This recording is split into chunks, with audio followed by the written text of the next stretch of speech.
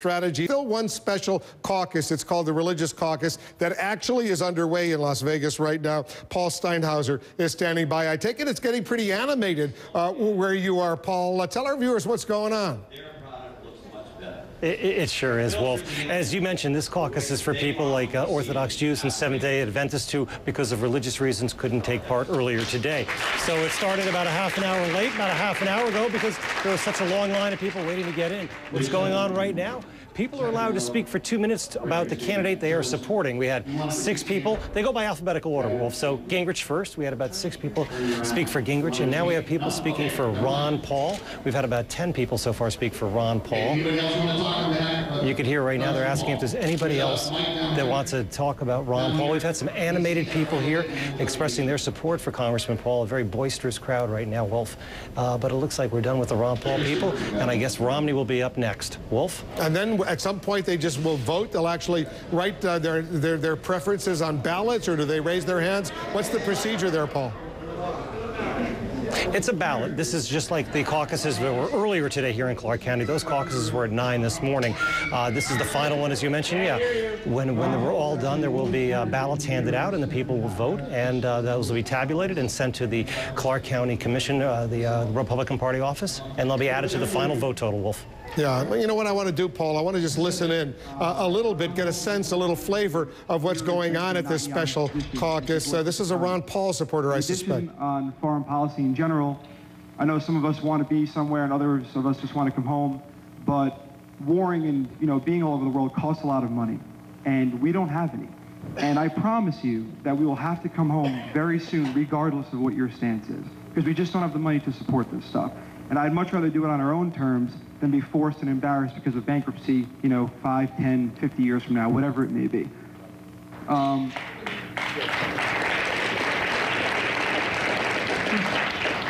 little bit about sound economics. I don't really have any analogy for you guys, but it's really laughable that we, just continue to spend all this money year after year when we don't have any. And everyone thinks that it's different than an individual because we're a government, we can raise it, but eventually this is all going to catch up with us.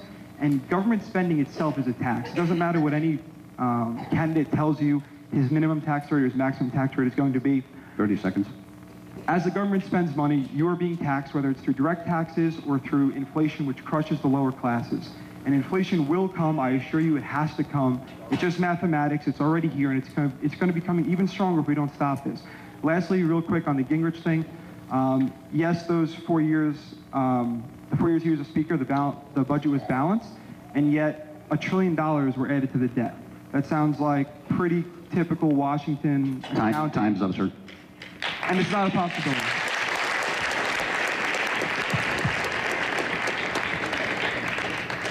Okay. Anyone else? There's there was a gentleman here. This guy with the right there was, and then and please, as obviously I'm not trying to stop people from speaking. I just want to remind everybody, please, if you're going to repeat something that has said before, we're going to ask you to pass and let somebody else have an opportunity who has something different to say. Go ahead. Yes, first I want to say I'm voting for Ron Paul, but I think all 4 GOP candidates are incredible men, and I'm very honored to be following all of them during the debate. But what I've heard is people describe themselves to Ronald Reagan, and Reagan did an interview with Reason magazine in July 1975, and he's sorry about this.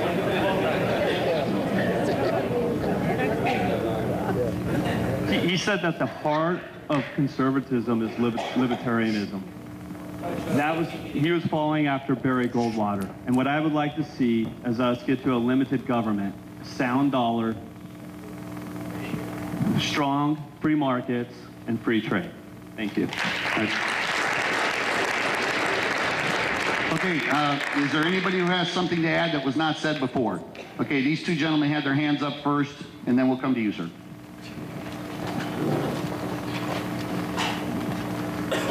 Hello, everybody.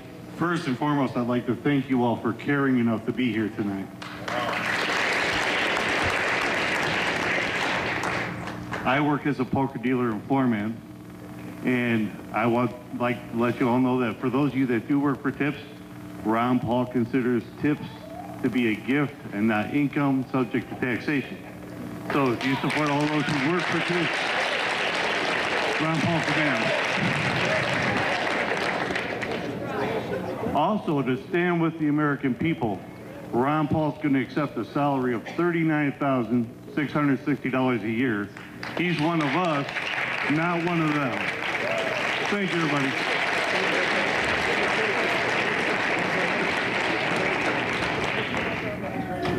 This gentleman here. Nothing? Okay. And then back, yep, that gentleman there. I'll make this real quick. When I came in, somebody interviewed me, and when they asked if I was a Paul supporter, I said I was, and they said, that makes sense. The young people are behind Paul. I'd like to explain that I'm a middle-aged man. I'm facing retirement. I appreciate the statement about being young, and I want to just really quickly say that Ron Paul, in my opinion, is not young people's candidate. He's America's candidate, and we need to get behind him.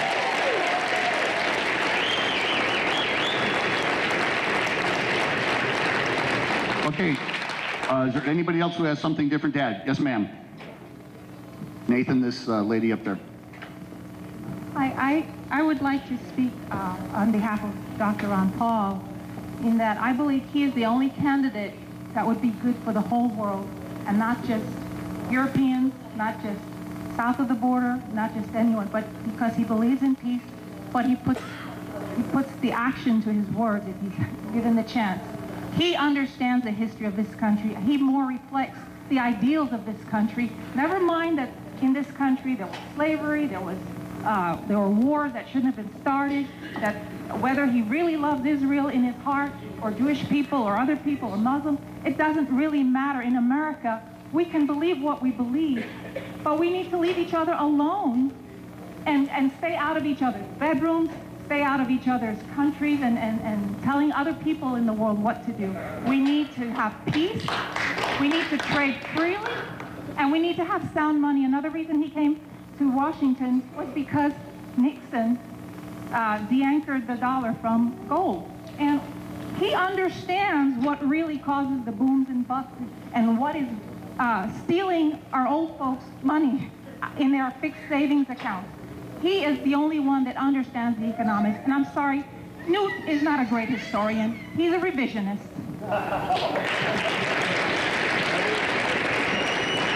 Young lady there standing up. Okay. Hello, everybody. My name's Kathy. I've been here in Las Vegas over 30 years. I work in the child care industry, and every day I look at these children and know that their futures are in trouble. And Ron Paul, I honestly feel in my heart and my soul, from making my own mind up and not watching the media where they've cut it and chopped it. And I mean, I've looked at some of the debates, and when they go on Ron Paul, the lighting's dimmer. Sometimes they don't even allow him to talk. They don't even get him into the conversations. It's just hideous how the media has been handling this entire thing. Ron Paul is for the people. He is for our rights. He is for our freedom.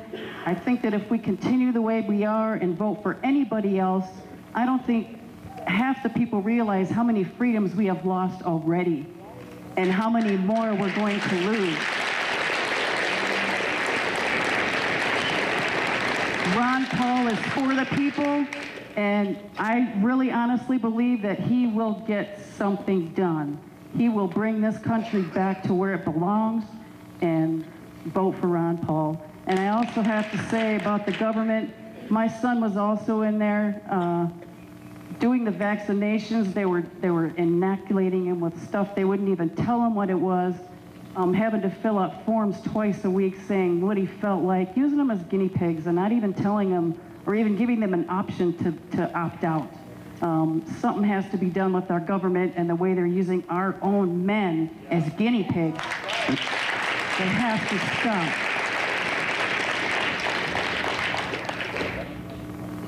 Gentleman back, and Nathan down here. And then in the back over there. I think we all know where Ron Paul stands on the fiscal policy, on foreign policy, on the federal government. What I would like to say is that when I think of the United States, I don't think of George Bush, I don't think of Barack Obama. And when I ask my friends overseas, what do they think of when I say United States? That's what they say, Barack Obama, George Bush. When I think of the United States, I think of Idaho, I think of Florida, I think of Arizona, and I think if you want a man who's a proponent for states' rights, and if you think Nevada should be ruled by Nevadans, that's Ron Paul. I don't think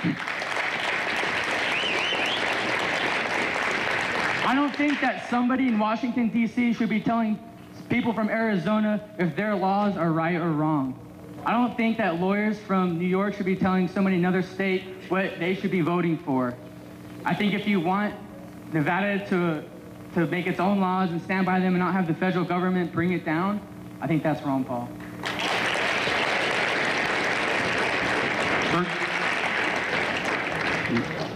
Hi, my name is Bill. We've heard about Speaker Gingrich being a student of history. I think if we all were a student of history, we would realize that we are very, very quickly heading down the same road as the Roman Empire did. And I don't want to go down that road. I am sick of government spending, regulation, taxation, and really, really nonsense to support a few people. And so that's why I'm supporting Ron Paul. Thank you.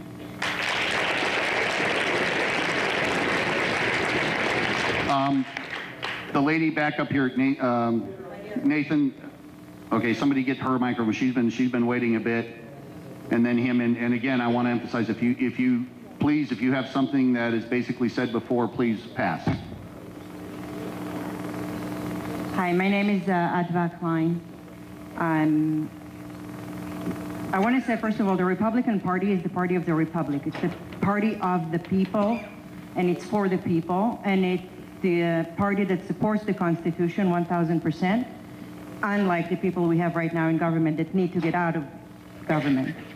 And that's first and foremost. If we could vote for people that would serve in different positions in government, I think that would be great. If we could pick the jobs that they would fill in the cabinet, I would vote for Ron Paul today to do our budget for us and get us out of this financial mess that we're in. But I don't think that Ron Paul is the guy to lead the whole country. He's the guy to lead us out of financial mess. He's not the guy to lead us out of the whole mess. This gentleman here, please, nope, you need to speak from where you're at, please. Okay. I thank you for allowing me to address you today. I want to bring up a couple brief points that I'm surprised have not yet already been addressed. First of all, I want to say that, Ron Paul is truly the #1 friend of Israel and true Israeli independence. And, the proof is in the pudding. In the early 1980s, when Israel decided to bomb the Iraqi nuclear facilities, you may remember that, the United States Congress voted to condemn that action, almost unanimously. There was one lone no vote, and that was Dr. Ron Paul. And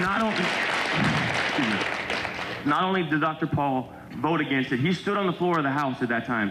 He stood on the floor, and he told the Congress that what they were doing was a shame, that what they were doing, condemning to violate that action of Israeli independence and Israeli sovereignty was a shame, and that they should be ashamed of themselves for following a UN condemnation. Ron Paul is the #1 consistent vote against the UN and the ever-increasing role that international bodies are taking in our sovereignty as well as Israeli sovereignty. And I also want to address one point which I'm very surprised has not been given on the floor here tonight. That is, Ron Paul is the only candidate with a plan. It's a plan to cut $1 trillion from the federal budget the first year. It would balance the budget by the third year, and it would fix our fiscal mess. The plan does all that without cutting a penny from seniors, or a penny from veterans, or a penny from legitimate national defense of this country, not of nation building, not acting as the world's policeman, not spending over $800 million a day in Afghanistan to defend the border between Afghanistan and Pakistan, while we let our border stay as porous as Swiss cheese. Ron Paul is truly a man of integrity and consistency and honesty. He has a record unparalleled in government and perhaps a century. And that record, a record which he can fully embrace the entire election cycle, unlike any of these other candidates. We're going to break away from this special caucus in Las Vegas. Newt Gingrich getting ready to hold his news conference. Let's listen in.